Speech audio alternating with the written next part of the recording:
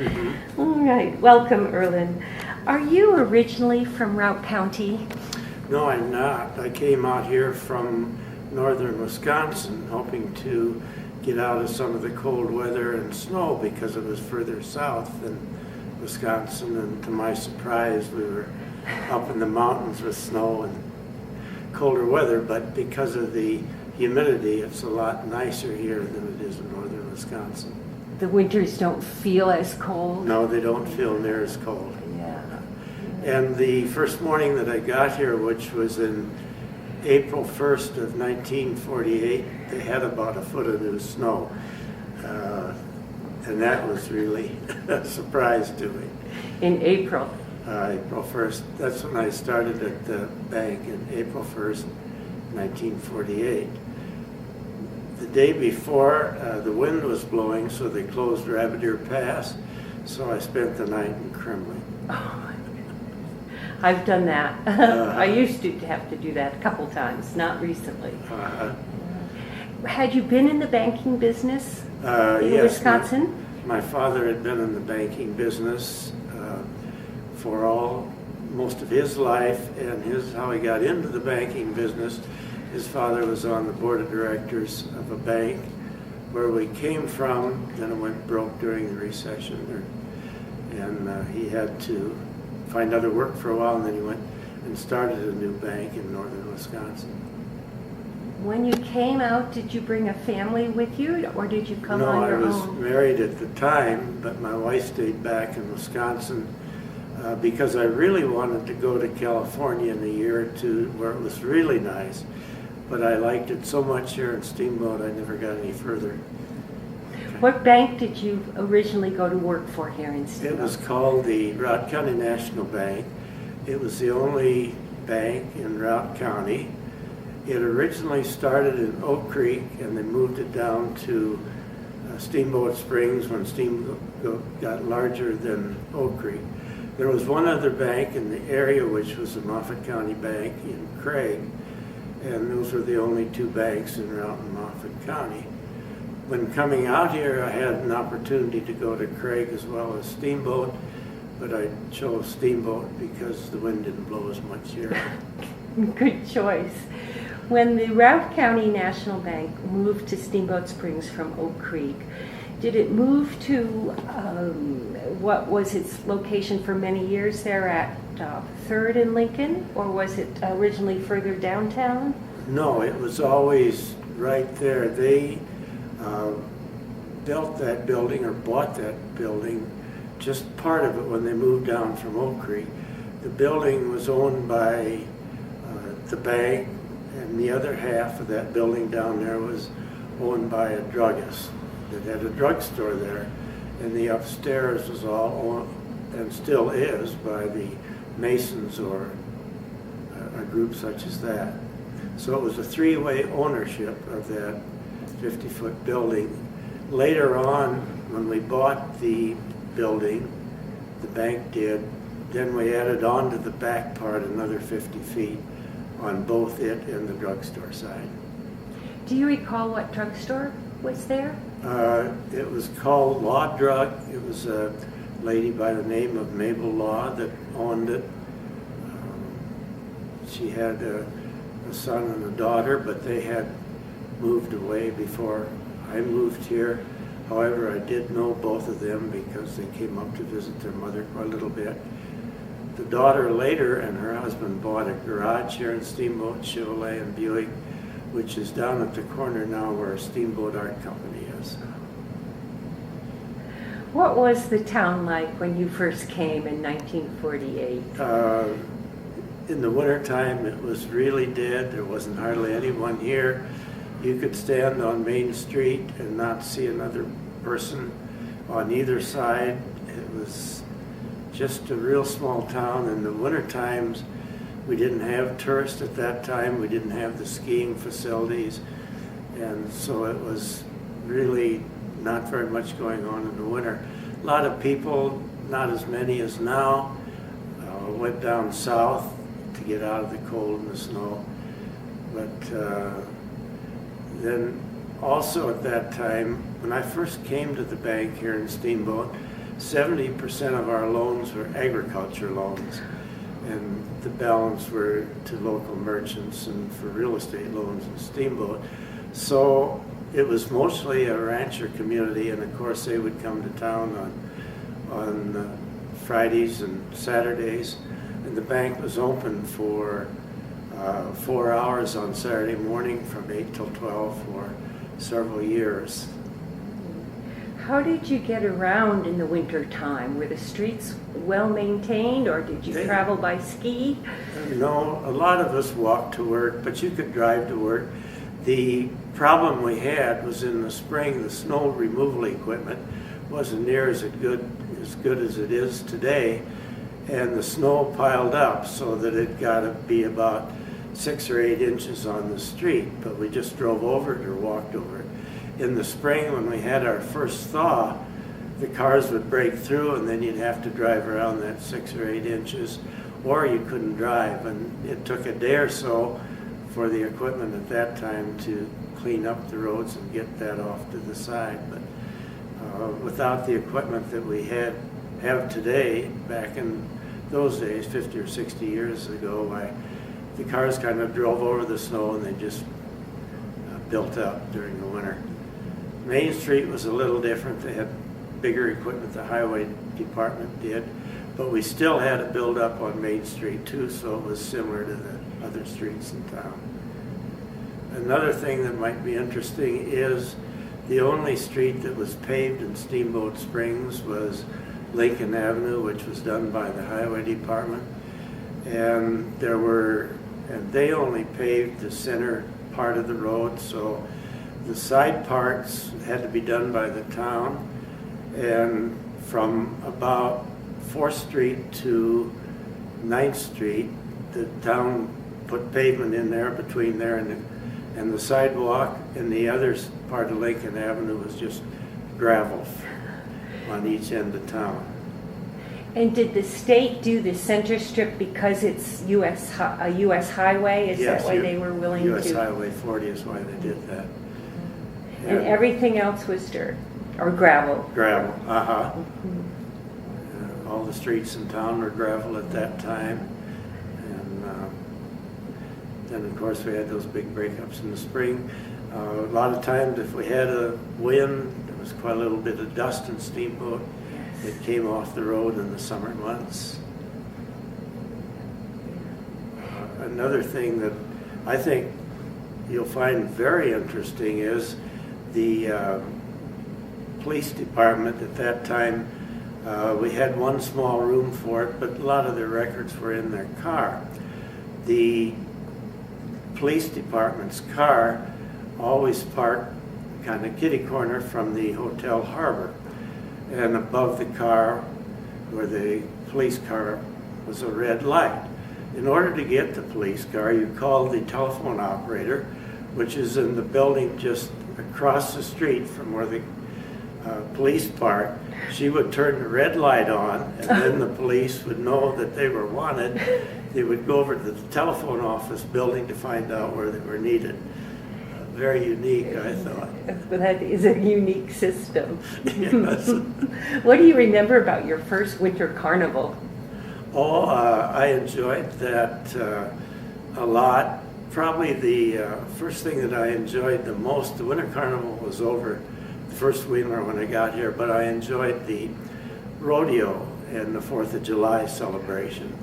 The bank at that time said to go ahead and enjoy the rodeo and that type of thing, because from now on you'll be working as part of the community and help putting it on, so enjoy it this year, which I did, and that was pretty much true with Winter Carnival. Then for several years in a row I sold tickets to both the Winter Carnival events and also the rodeo events in the summer months. And that was always kind of fun also. You'd see a lot of people in the cars, and it was more or less enjoyable, except in the winter sometimes it got pretty chilly. Who do you remember as being important in the community, or a person that really stood out in the community in those earlier years? Oh, probably Claude Lukens had been a long-time county commissioner, mayor of Steamboat Springs. He also owned the Chrysler and Plymouth garages. He also sold international trucks. He probably was one of the most instrumental persons in Steamboat. He also was a pillar in the Methodist Church at that time. He had run the garage for a number of years. Another one perhaps was Bert Cruz, the person at the head of the bank when I came out here.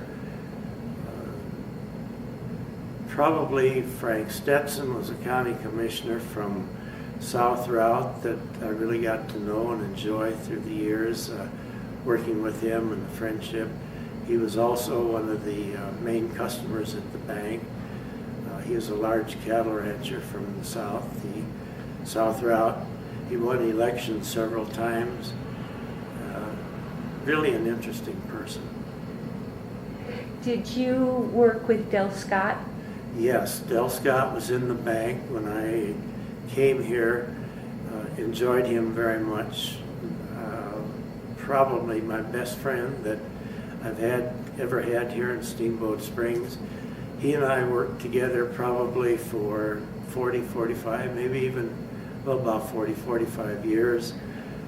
He took over the bank. I became second man for quite a while, and then he retired at 65 and took over the bank. He was just a great person, a pillar in the community, and was well looked up to. So he was the one that we got the push to get the new bank built where the Wells Fargo Bank is. We owned that bank with the officers and employees.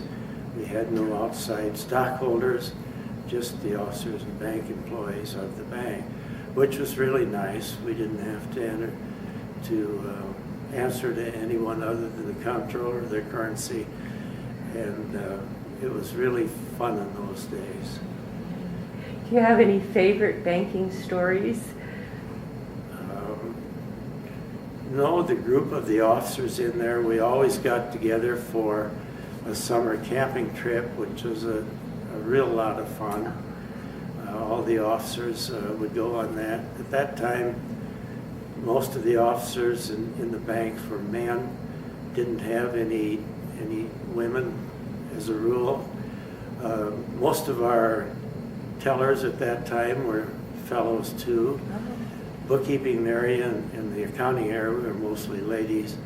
Later on, we did get one or two officers that were ladies, and also the teller line and everything else, except a few officers, were all ladies and not near as many fellows as there used to be when I first came in banking. That was true back in Wisconsin too. All the officers and a lot of the tellers were male at that time. Some of the fun things were just our Christmas parties that we had. We had a real good time. We always used to go over to the Hotel Harbor and have our Christmas parties over there, and it was just enjoyable. Later on at that time, we had taken on a few outside directors, mostly to increase our business and have representation throughout the town, but that came on a lot later in years. Perhaps after that was all taking place after we sold our bank, we felt that as Scott was getting older and I was getting older at that time too, we probably should sell the bank. We didn't really have anyone to take it over that we thought at that time. It was a big mistake. We'd have been better off if we'd kept the bank. But it was nice that we sold it. We could run the bank just as we did our own, as long as we made good profits for the company. And we sold it to the First National Bank in Denver. That's who we sold it to. At that time, you couldn't have branch banking in the state of Colorado, so we were more or less a separate entity here, which was owned by the bank in Denver. the bank in Denver had some hard times, so they sold it to 2 or 3 banks in Denver got together. One of them was the old United Bank, First National, and another bank, and it was fun belonging to them. We went down there monthly to meetings and that kind of thing, but it wasn't really like when we owned it ourselves. When I first moved to Steamboat, which I was in 1970, and I think even then Routt County National Bank was still Routt County National Still at Routt that County time. National, and we sold out about that period of time, Shortly early after. part of the 70s. Yes.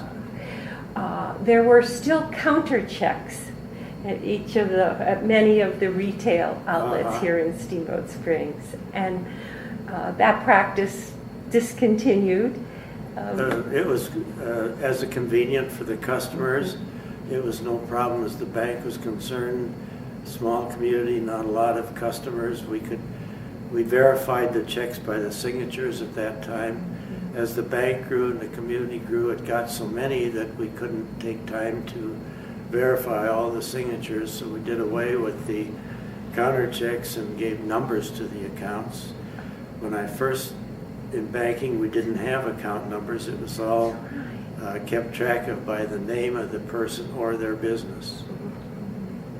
Yeah, I'm remembering that now. Uh-huh. Yeah. It went then to First National of Denver. Then it's been through at least a handful of changes since it was Routt County National, or a handful of names, hasn't it? Yes. Am I remembering correctly? The bank in Denver sold in or got together with 2 or 3 other banks. They had a little hard problem in Denver at that time, so they siphoned off the 17 banks that the First National in Denver had bought and put them under a separate corporation. And so we were a group of 17 at that time. Then that was repurchased by a larger bank in Denver again. But all during those years, as long as we ran a good bank, made good profits for them, we just handled it like it was our own bank. Didn't really get much management from Denver in those days either. They were happy with the way we were running the bank, and it was later as banks got bigger in Denver that when they owned you, they sent people up here to audit you, to see what you were doing and that kind of thing. And it was all right, but it wasn't as nice as it used to be. Yeah. How long has it been Wells Fargo?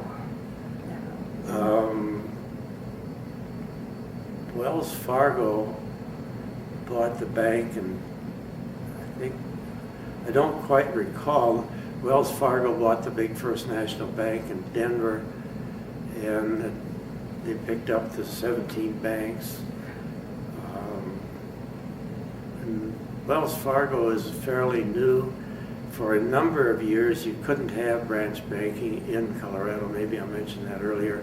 So there was only one bank to each one, and when they passed branch banking, that's when they started buying banks and consolidating them.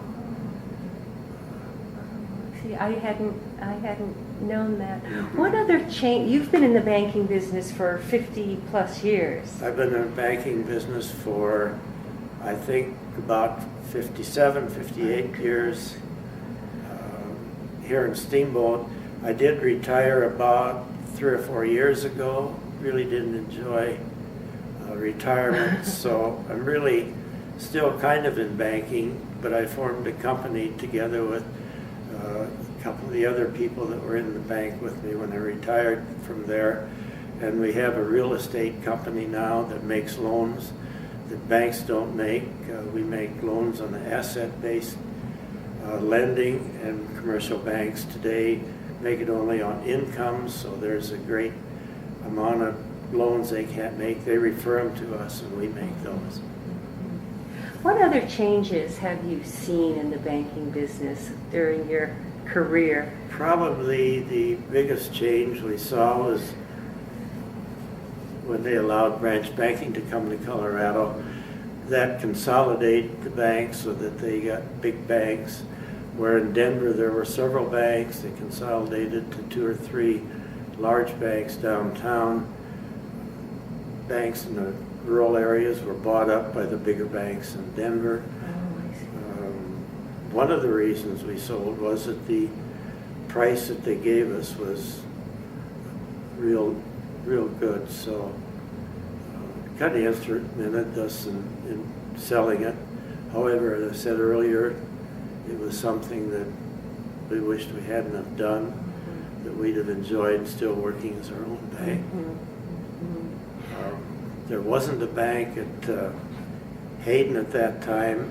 There was banks down in Hayden earlier, but they had closed. We had worked with some people in Hayden to start a branch bank down there, but we never did get around to that. And I think the Hayden people enjoyed it better when they had their own bank, because shortly thereafter that they started their own bank in Hayden. So then there became 3, one in Steamboat, one in Hayden, one in Craig. In addition to the changes and different owners of the bank here, what other businesses do you recall in town that you felt were important that are no longer in business? Well, automobile businesses had a hard time for a number of years, so they pretty well sold and took in new owners. The Hotel Harbor probably was the biggest place everybody went in Denver. It was really the only bar, the only cafe, the place where all activities went along, and that was always a fun place to go. Some of the other businesses was Boggs Hardware. In addition to the hardware, they sold Ford tractors and machineries. FM Lights was a big community business in Steamboat. Probably Boys Market was an independent grocery store. Safeway was here, but Boys Market were a group of fellows, brothers, that put that store together. They were an old-time family here by the name of Hydes. There's still several people with that name in the area. Then there was insurance agencies, a couple of those that were quite prominent in the area. Probably several cafes, but most of the businesses that were in Steamboat when I came have since sold out or closed down, have new owners or other things such as that. They sell T-shirts in those spaces Yeah. now, right? And other Right. tourist items. Yeah, it's kind of hard to see, but and of course with the harbor coming down just a couple of weeks ago, that was a huge change. The harbor building was built by a contractor here that built dams and roads and such as that. The harbor was built of poor quality, and I perhaps shouldn't say that, but I think everybody in Steamboat pretty well knew that, or know that at the present. Probably one of the reasons for tearing it down rather than to keep it was that the building was deteriorating fast and would take an awful lot of money to bring it back to the original status that it was. The Hotel Harbor bought the land behind it. Some new people came in and bought it and built a motel down below. Had a swimming pool down there for a while, but they took that out. Swimming pools just didn't work in Steamboat with the long winters. Other than the one that was heated naturally by mineral water. I Right. guess. Yeah. Yeah. You've done so much in this community. What are some of your favorite service organizations that you've been a part of? I've been part of Kiwanis for just about all the time I was here. I joined that in June after I came in April. Kiwanis Club was the largest club at that time, although the Lions Club was just about the same size. Since then, Rotary has come, and it's got to be the main club as far as service club and Steamboat. Both the Lions Club and the Kiwanis Club have both declined, went to smaller clubs. They're still here in Steamboat, but they're not near as active as the Rotary Club is today. The Kiwanis Club has about probably 25 to 30 members, where at the peak we had 75 or 80 members, and the Lions Club probably was about the same, whereas the Rotary now I believe has over 100 members, plus they have a morning club as well as a noon club. And I believe that you were also an officer with Yampa Valley Electric Association, or on the board, is that correct? I was on the board of Yampa Valley Electric for 18 years, was chairman of the board once or twice, and I enjoyed that very much. I was also on mayor of the city of Steamboat for about 10 years, enjoyed that very much. I've been a member and on the board of the Methodist Church. Was on the winter sports board for a while. I guess just about everything in Steamboat at one time. Yeah, I think so. Let me ask you about some of those, maybe one by one. During the time that you were on the board for Yampa Valley Electric Association, was it during those years that the electricity was brought out to the more rural or more remote ranches? No. Had that already occurred? That had already occurred. When I first came, they started, Yampa Valley was just getting started. There was an electric company here in Steamboat Springs that had their power plant down at Milner, and they served the city of Steamboat, the city of Hayden, the city of Craig. Yampa Valley was just started for the rural people in the area. And then later on, excuse me, probably in about 1954, 55, 56, the local utility company sold out to the Yampa Valley Electric. The utilities company's main office was on Main Street, kind of where the theater is today and through that area. Yampa Valley's first office was down across from the courthouse. They had a small one at first, which is behind the old Routt County National Bank, but that building's been torn down since then. Then, I don't remember what year it was, but then they built the building where it is present day today. Was the Methodist Church always at its present location? It was at the present location where it is now. However, they built a new church probably in the early 50s or in through that area. Churches were always a thing that banks really hesitated to finance because you really couldn't foreclose on them with all the people that would be up in arms against you if you foreclosed on the church. And if you did, what would you do if you had it? That's right too. Yeah. How did the church manage to raise monies for not only when it redid in the 50s, but it's gone through so many expansions and additions and renovations? How has the church managed? It's just they do it from contributions. They have fund drives. All churches are pretty much deal the same way. The Catholic Church probably at the present may be the biggest in the community, and they ask for donations and things from their parishioners or their members, and that's how they all do it. Very seldom we have had loans to churches, but they've all paid out as agreed, so never had any problem. But it's not one of the better things, because if you ever got in trouble, you wouldn't want to take the church away. You'd probably write off the loan, charge it against your profits. How did the new organ get here, and when was that? My wife was kind of in charge of the organ fund. She sang in the choir for a number of years.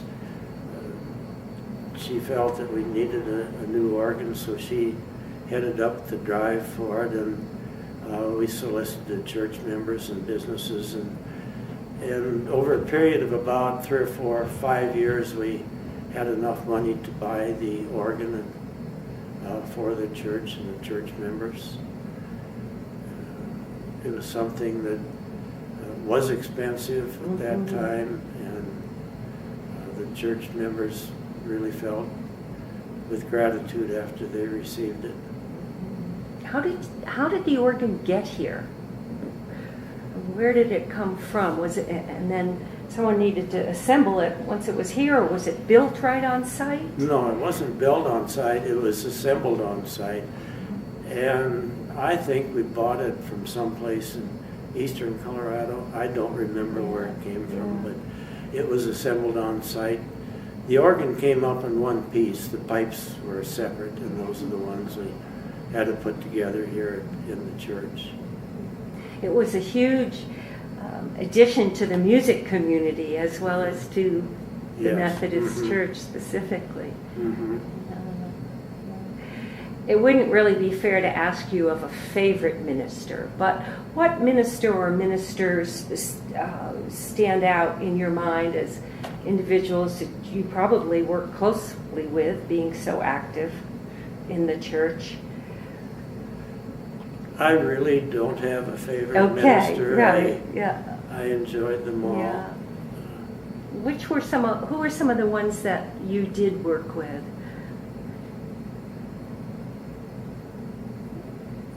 I really can't remember except the last few. Yeah. Spencer Wren, probably. And Spencer Wren was, I enjoyed Spencer a lot. He was an older gentleman, and probably he might have been a favorite minister. I'm sorry, I didn't mean to put you on the spot, but I've enjoyed them all, really. Yeah. I especially enjoy the 2 young ones that we have now. That's great. Tell me about your years as mayor. The town, of course, was a lot smaller at that time.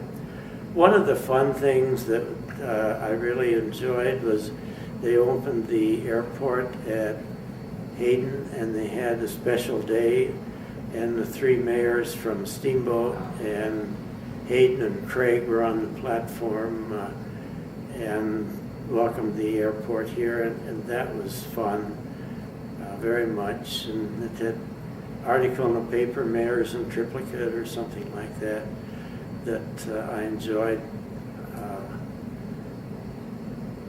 I don't know really why I enjoyed it so much, but I did when I was there. Once I moved out of town and couldn't be mayor anymore, I didn't really take part in community activities for a while. I liked helping the community. At that time when I took over as mayor, we didn't have any sales tax, had very little property tax. We put in a 1% sales tax used to pave roads in Steamboat, and the first one we paved was Oak Street, and then we did Pine Street, and we did a hill on, I think it's 12th Street, where it got off of Washboardy, and another hill here in Steamboat. Those were the first ones we did with the 1% sales tax. Then later on they put more sales tax on through different administrations. The mayors, we had a town office, but it was in the Transamerica building, and our city clerk was a longtime residents here in Steamboat, an old family that lived here for years and years. The father was a judge here for a number of years, and the son ran the title company, which was the only title company in Steamboat at that time. That more or less was the office for the city of Steamboat at that time. We had our meetings at that time in the community room at the new Yampa Valley Electric building. We had 2 policemen, sometimes just 1. We really couldn't afford a lot more. The policemen got off at 3 o'clock in the morning, and we didn't have the other policemen come on until 7 in the morning. So we had a lapse there, but there wasn't near as many people in Steamboat, less than 2,000, so we never had a lot of problems back in those days. What years were you mayor? I was mayor from 1958 to 1968. Until 1968. Mm-hmm. The Bud Werner Library is about to have a 40th celebration, 40 years, I believe. Mm-hmm. That would have made you mayor at the time of the original dedication of the library, is that mm-hmm. right? That's right. Yeah. I had to give a speech then. Oh. Mm-hmm. I always hated to give speeches, but that was one of the things of being a mayor. You had to do a lot of that, so I got more or less used to it after a period of time, but I still always hated them. And of course, I was very good friends with the Warners, both Buddy and Skeeter and their parents. We went camping a lot. How I first got to know the Warners, I had more than one job when I first came to Steamboat, and I was a bookkeeper for the boys' market that I mentioned earlier. Hazel Werner was working there, and that's how I got to know the Werner family. We went camping up in the hills in the summertime with the Warners just about every weekend, and really became good friends of theirs. Special times. Uh-huh. Yeah. You were the last mayor of Steamboat Springs, is that correct? No, they had a person by the name of Marvin Elkins that worked for Yampa Valley Electric. He was an old-time family here. He was mayor after I was. Then Jim Golden, that managed Yampa Valley Electric, was the mayor, and he was the one that put it into the home rule, or the present type of steamboat government that we have today. Why did the city go from a mayor to city council? I think they thought it would be a better form of government. For as far as the city was concerned, there must have been some better advantages than what I can remember now, but I don't know. Were you ever on city council in later years? No, I wasn't. You definitely didn't. What issues do you see facing the community today? What do you consider some of the most important issues that we face? I've always been a firm believer of some growth, which is a big problem within the city now. There are a group of no-growth people that would like to have the city as it is.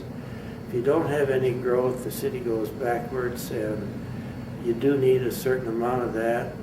I think housing, I don't know if there'll ever be affordable housing in the area because the costs of building are high. Perhaps some sort of a government authority would be the best, maybe a HUD project or something such as that, where the government furnishes most of the money, and then it's rented to people that, according to their income that they have.